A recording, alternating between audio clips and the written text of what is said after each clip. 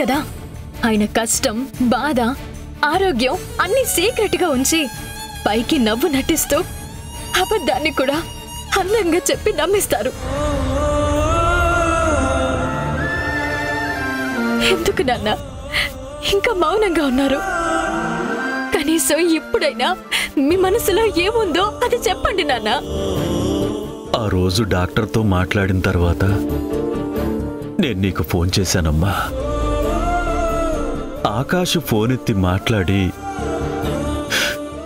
నీతో అన్న ప్రతి మాట నేను విన్నానమ్మా.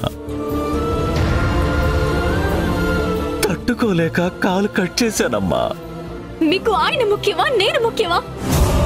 ఆయన మాటలు నేనే పట్టించుకోను, అలాంటిది మీరెందుకు లెక్క చేయాలి? ఆయన ఏదో అన్నారని నన్ను దూరం పెడతారా? మీ కష్టాలని సమస్యలని నాతో మీరు పంచుకోరా? అది కాదమ్మా, నువ్వు జాబుకు రిజైన్ చేసావని దివ్య ద్వారా తెలిసింది. జీతం లేనప్పుడు నీ దగ్గర మాత్రం డబ్బులు ఎలా వస్తాయని. అందుకని మీరు స్టోర్ కీపర్ లో ఉద్యోగం చేస్తున్నారా? అంతేనా?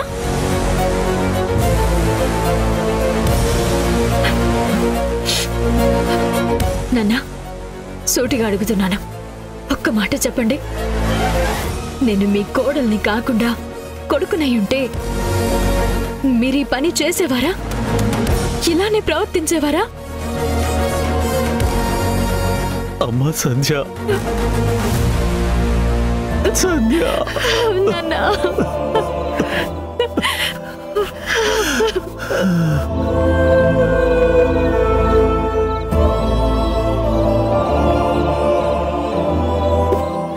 వద్దు నాన్న, ఈ కూతురు బ్రతికుండగా ఈ వయసులో మీరు కష్టపడద్దు ప్లీజ్.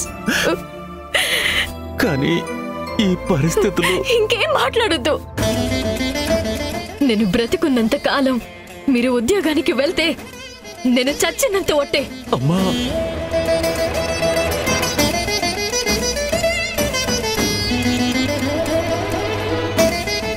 అమ్మ మీరు ఎప్పుడు నవ్వుతూ ఉండాలి నాన్న. కష్టమైనా కన్నీరైనా నాకు వదిలేయండి. వాటిని మోసే హక్కు ధర్మం నాకు మాత్రమే ఉన్నాయి. ఇది నా మాట కాదు, దూరమైన మీ అబ్బాయికి ఇచ్చిన మాట.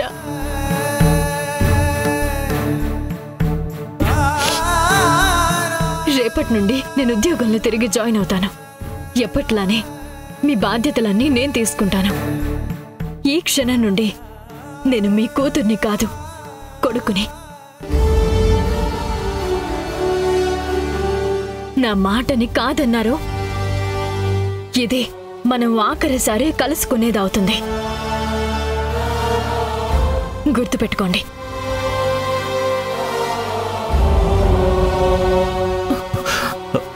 అమ్మా సంధ్య,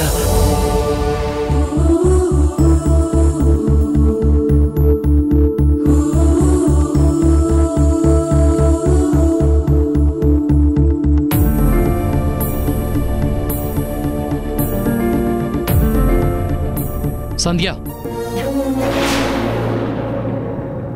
ఎక్కడికి వెళ్తున్నావు? ఆఫీస్కి. ఆఫీస్కా? మానేశానని చెప్పావు కదా. మానేయాలనే అనుకున్నాను, కానీ అది ఉద్యోగం. ఎంత అవసరమో ఆలస్యంగా అర్థమైంది. ఎవరికి అవసరం? నాకే, ఇంకెవరికి? నీకు అవసరమేంటి సంధ్య? ఎప్పుడు ఏం కావాలన్నా కొని తీసుకురావడానికి నేనున్నాను. నీ ఖర్చులకి షాపింగ్లకి దేనికి కావాలన్నా డబ్బులు ఇస్తాను. నేను జాబ్ చేస్తుంది కేవలం డబ్బుల కోసమే కాదు. డబ్బు కోసం కాదా? అంటే చేసిన పనికి సాలరీ తీసుకోకుండా ఉచిత సేవ చేస్తున్నావా? ఉచిత సేవ కాదు, పనిని నేను డబ్బుతో కొలవను. ఈ ఉద్యోగం నా స్వేచ్ఛ కోసం చేస్తున్నాను. ఎవరి మీద ఆధారపడకుండా ఆత్మాభిమానం చంపుకోకుండా బ్రతకడం కోసం వెళ్తున్నాను. కలిసి బతకాలనే కదా పెళ్లి చేసుకున్నాం. అలాంటిది సొంతంగా నీకు నువ్వుగా బతకడమేంటి? మొగుడు దగ్గర డబ్బులు తీసుకుంటే నీ ఆత్మాభిమానం ఎందుకు చచ్చిపోతుంది?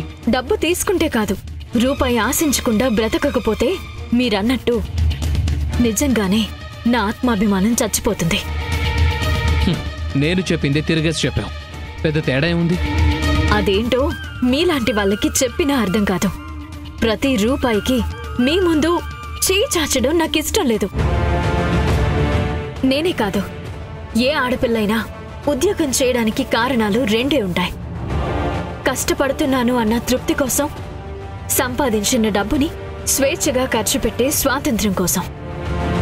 స్వేచ్ఛగా ఖర్చు పెట్టడం అంటే నువ్వు సంపాదించింది మీ అమ్మా నాన్నకి దోచిపెట్టడమేనా? నేనేం వాళ్ళకి దోచిపెట్టడం లేదు. వాళ్ళ మంచి చెడ్డలు చూడాల్సిన బాధ్యత నాది. ఇలా మాట్లాడితేనే నాకు ఇరిటేషన్ వస్తుంది. చూడు సంధ్య, వాళ్ళు కష్టపడకూడదంటే నువ్వు ఉద్యోగమే చేయనక్కర్లేదు. వాళ్ళను వచ్చి మనతో ఉండమను, అందరం కలిసే ఉందాం. అలా కలిసి ఉండాలి అంటే వాళ్ళు ఆ ఇంటిని అమ్మడానికి ఒప్పుకోవాలి, అంతేనా? ఎగ్జాక్ట్లీ. ఇంపాసిబుల్. మీకు ఇదే చెప్తున్నాను, మళ్ళీ మళ్ళీ చెప్తున్నాను. ఆ ఇంటిని అమ్మడం అమ్మా నాన్నలకి ఇష్టం లేదు. వాళ్ళకిష్టం లేని పనులు బలవంతంగా చేయించాలని చూస్తే నేను ఊరుకోను. అనవసరంగా నాతో ఆర్గ్యూ చేస్తున్నావు గాని ఈ సమస్యకి ఇంతకు మించిన పరిష్కారం లేదు సంధ్య. ఉంది. నేను జాబ్ చేయడమే అన్ని సమస్యలకి ఏకైక పరిష్కారం. నాకు ఆఫీస్కి టైం అవుతుంది. బాయ్. ఆగు.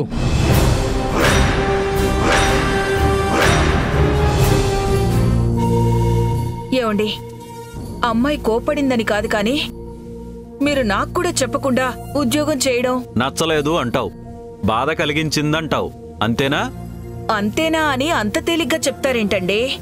ఒకవేళ అమ్మాయి వచ్చి చెప్పకపోతే నిజం నాకు తెలిసేది కాదు కదా. అబద్ధంతోనే నన్ను మోసం చేసేవాళ్ళు కదా. అది కాదు లక్ష్మి, అమ్మాయి ఉద్యోగం చేయడం లేదని తెలిసిన తర్వాత మన మందులకి, ఇంట్లో ఖర్చులకి డబ్బులు ఎక్కడి నుండి వస్తాయి? సంజని అడగకూడదని నిర్ణయం తీసుకున్న తర్వాత మనకింకెవరున్నారు? అందుకే ఓపిక ఉన్నంత వరకు కష్టపడాలనుకున్నాను. అలా అయితే నన్ను కూడా ఏదో ఒక ఉద్యోగంలో చేర్పించాల్సిందే.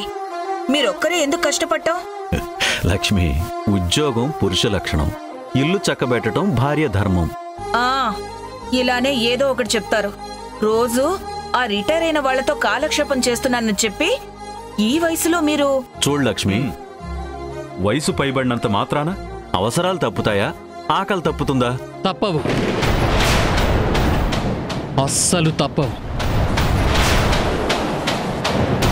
అందుకే ఆకలి అప్పులు చేయిస్తుంది, అవసరం అబద్ధం ఆడిస్తుంది. ఆకాష్, ఏం మాట్లాడుతున్నావు? వా, ఏం నటిస్తున్నారండి? ఈ నటనకు ఎన్ని అవార్డులు ఇచ్చినా తక్కువే. చూడాకాష్, చెప్పదలుచుకున్నదేదో డైరెక్ట్గా చెప్పు, వేరే మాటలే వద్దు. సంధ్యకి మీరేం చెప్పారు? ఏం మాయ చేశారు? కన్నీళ్లు కురిపించారా? లేకపోతే కష్టాల లిస్ట్ ని ఓపెన్ చేశారా? సంధ్య గురించి కొత్తగా మేం చెప్పుకోవడానికి ఏముంది బాబు? మా గురించి సంధ్యకి, సంధ్య గురించి మాకు బాగా తెలుసు. ఎగ్జాక్ట్లీ. ఆ తెలియడం అన్న సెంటిమెంట్తోనే మీరు సంధ్యని ట్రాప్ చేశారు.